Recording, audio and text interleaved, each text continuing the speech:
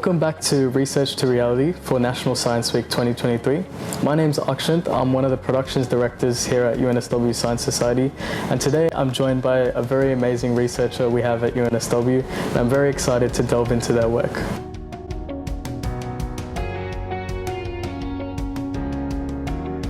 My name is Octavia Soegyono, and I'm a PhD candidate in the UNSW School of Psychology, and I look at decision making. For those of us who don't have a background in science, what exactly is your research field and what work do you do? My research is in the field of psychology, known as behavioral neuroscience, and essentially what we're trying to do here is understand what the brain is doing and how that translates into observable behavior. So in my research, I use genetic engineering and fiber optics to control neuron activity in the brain.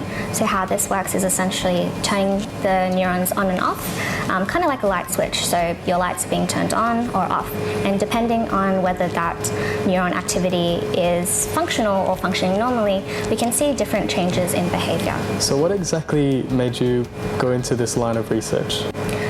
To be honest, it was a bit of an accident.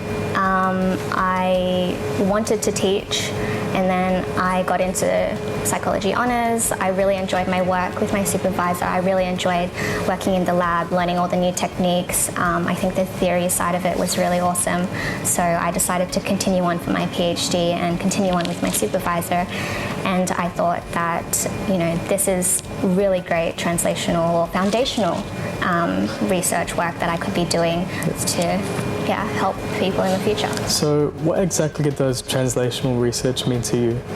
So for me, translational research is about taking what we do in the laboratory and translating that or converting that into practical applications. So things like updating treatments, improving the way that we intervene with certain disorders, for example. It's also about updating policies, regulations at more of a community level. So for my research in particular, it's really about developing an understanding of the fundamental mechanisms of brain activity. So it's really before, the clinical trials, the practical applications. It's really that initial stage of the translational research process. So I'm trying to figure out what those neurons are doing, what their activity is doing, how they're communicating from neuron to neuron, and understanding what they're doing when activity is normal and functional and we're making those good decisions, or when that neuron activity is abnormal and we're making those poor or bad decisions. So what excites you the most about the future of your work?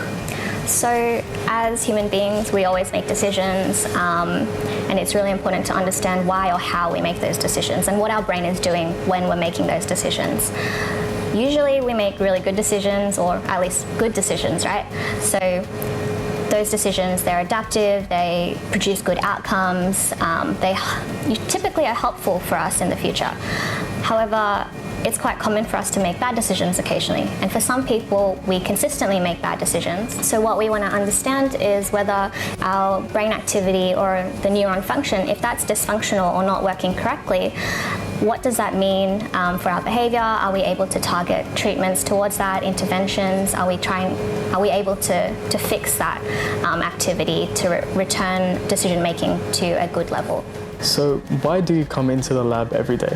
Well, it's the techniques that we use. I get to work with a lot of different equipment that most people don't have access to. I use specific types of genetic engineering to be able to control or manipulate brain activity. So that concludes our interview today. Thank you so much, Octavia, for joining us, and all the best for your research. Thank you all for watching, and see you in the next one.